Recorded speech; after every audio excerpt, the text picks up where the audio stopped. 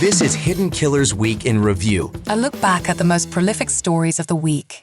Welcome to the podcast. If you'd like to listen to an ad-free version of this episode and all of our episodes, then search True Crime Today Premium Plus on Apple Podcasts and press subscribe. That's our premium channel where all of our ad-free and advanced episodes live, all in one place. True Crime Today Premium Plus. Search it on Apple Podcasts and press subscribe. Even try it for 3 days free.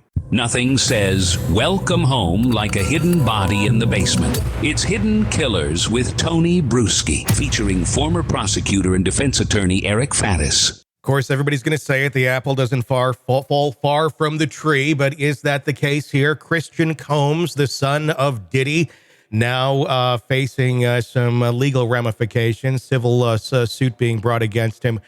Grace Marca delivered legal documents to Christian Combs at Diddy's Miami mansion just this last week. He's facing sexual assault allegations from a former yacht stewardess going back to July of 2022. Eric Faddis, defense attorney, former prosecutor, joining us. It's a little different than the past when there was allegations flying and going, because I think a lot of what Christian saw in his life was, well, dad tampered it down, spent some money, and everything kind of went away. Not so much the case anymore. This is a new world he's going to have to navigate, is it not? Yeah, I mean, this is a bit unusual. I didn't quite see this coming. It's weird because it sort of tracks some of the same allegations that his father is facing. And it's on a yacht. You know, there's a sort of like luxurious image and environment. And lo and behold, the son, is now also charged with sexual assault. So, quite an important development in this larger Diddy saga. It's got to be a weird atmosphere on a yacht like that when you're employed to what you think is you're there to be a stewardess. Basically, you're gonna bring food, you're gonna do kind of the housekeeping type stuff, but then lo and behold, it's Diddy and his kids and whoever else is with the Diddy party, and they seem to want a little bit more than just hey, can you bring me a cocktail? I'm just wondering what life is like for someone in this sort of a situation where you're going into a job like this.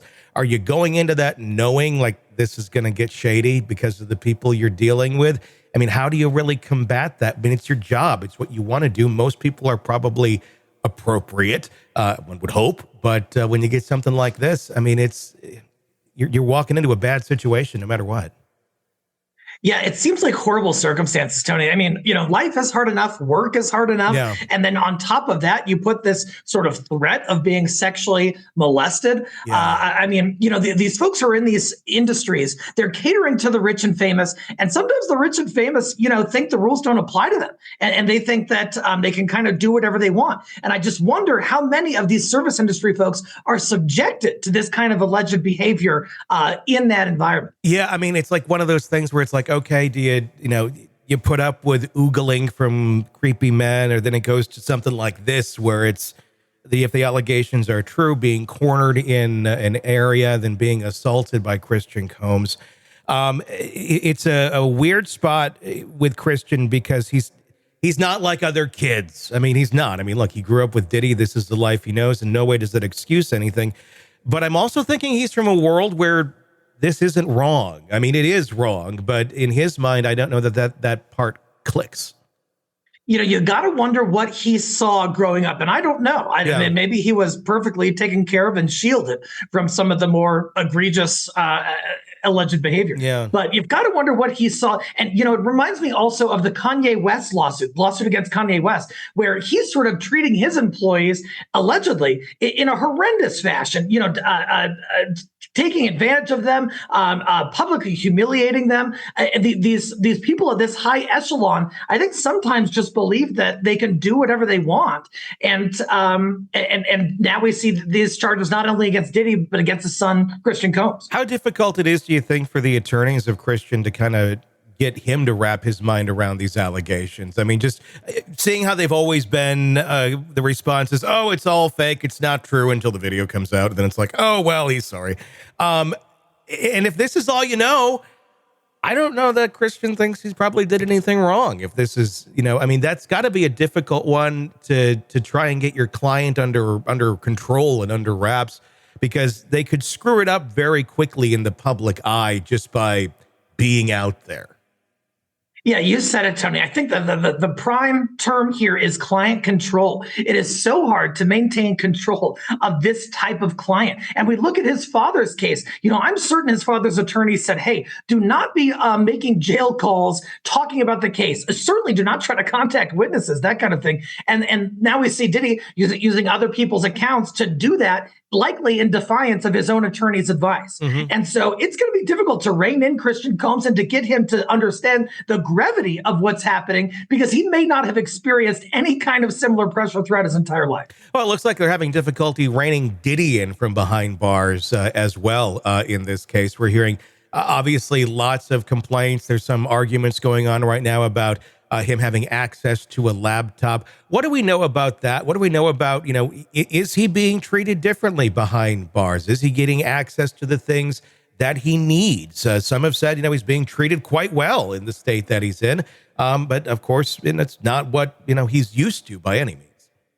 In terms of whether he's being treated fairly, it certainly depends on who you ask. If you ask jail staff, they said, hey, that they're treating him like anybody else, and that they did, that cell raid that was just kind of a facility-wide search. It wasn't targeted to him. His attorneys say, no, he's being, selectively persecuted behind bars. But yeah, having his world flipped upside down in terms of his living conditions, that's got to be jarring for anybody. Yeah. And I imagine there's kind of an adjustment period, and Diddy is probably trying to adjust. Obviously, he deserves his day in court. He deserves to argue his point. There's been some shade thrown towards him about his kids and the birthday video, and that it was all kind of a ploy to humanize Diddy, to make him look more like a family man, which I guess if you're in that situation, that's what you're going to want to do no matter what. But it's being looked at as a stunt and taking advantage of innocent victims. Is that something Diddy should continue doing despite the criticism? Will that ultimately be more of a boon to him, trying to show himself in that light, versus just being behind bars and keeping quiet? It's tough. Diddy's got to do something to counter the social narrative, but he's got to also make sure that he doesn't make things worse for himself. And when you're using children, people sometimes see that as, oh, you're using these vulnerable people as pawns to try to further your own legal interests. I think that could be a problem. But on the other hand, who else can he enlist? I don't know anyone else who's come out really strongly in support of Diddy. And so maybe he just feels like this is a last resort. Who else can I ask but my family? Well, I mean, there's so many cases where we see family stand up in support, and even if the person is quite a monster. So it's not shocking, I think, that you're going to see their kids or his kids come out and be behind him. It's their dad. It's all they know. I mean, to accept that some of these allegations are true is got to be somewhat mind-boggling for any of them. But here we sit, waiting for the trial date, probably more superseding indictments, though, before we actually hit trial. I know they're saying, was it early next year, supposedly, for it? But yeah, I'm kind of guessing that's not going to take place. May 5th of 25 is when it is set for.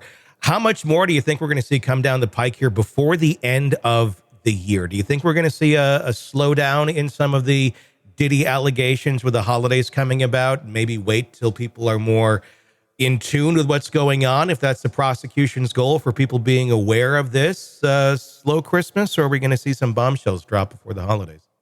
I think there are two developments that have bearing on the issue. One is that a little while back, not too long ago, after the case had been filed, the prosecutor reconvened the New York federal grand jury, which often means they're taking more evidence, which could mean more charges. On the other hand, the lead federal prosecutor in this district, I think it's the Southern District of New York, actually resigned recently. And so is that going to result in some kind of sea change? Or is defense going to somehow try to use that to their advantage, have new eyes looking at the case, and a new person with whom to negotiate? That is making me wonder a little bit with all these changes that are coming about. I mean, you look over at the Menendez case. I mean, obviously, it's a very different case, but you have a different AG over there that's taking a look at things. you get a new person in power, you get new investigators in power, they may have a different take on things. Hopefully they're there to take a look at the wrongdoings, and it's not like, oh, hey, your buddy's in power now. And in no way am I saying that. But could we have some dramatic shifts in this case? I mean, could this completely go in Diddy's direction if a new investigator, a new prosecutor comes in and says, I think maybe we should back off? Anytime there is a new prosecutor, there's a chance for the tides to turn. Like you said, there'll be a new person looking at the case, and that person might have different priorities for their office. They might have a different agenda that they want to pursue. They may have different types of crimes that they want to focus that office's resources on, although that office has massive resources. So could that be at least an opportunity for defense to try to gain some leverage, to try to turn the tide a little bit in their favor? Certainly they're going to try it. I think the question everybody's going to be asking, because this cases like this, you have a lot of high profile people involved beyond Diddy that we do not know the identities of as of yet, is, what can happen between now and then, now in the court, in terms of that information coming out, in terms of information being stopped, in terms of who could be a roadblock. I don't know any of these people that are coming in yet. I mean, just from the surface, do you see anything here that potentially could be a roadblock coming up for any of the new characters added to this story?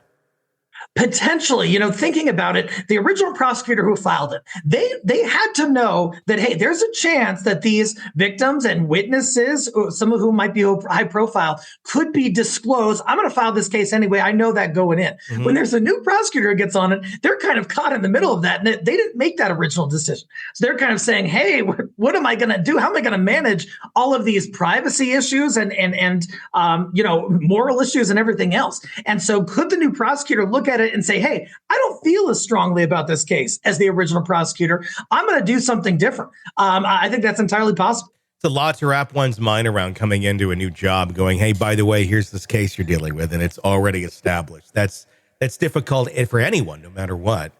So it'll be fascinating to see where this goes here as we get into the beginning of 2025. Welcome to the podcast. If you'd like to listen to an ad-free version of this episode and all of our episodes, then search True Crime Today Premium Plus on Apple Podcasts and press subscribe. That's our premium channel where all of our ad-free and advanced episodes live, all in one place. True Crime Today Premium Plus. Search it on Apple Podcasts and press subscribe. Even try it for 3 days free.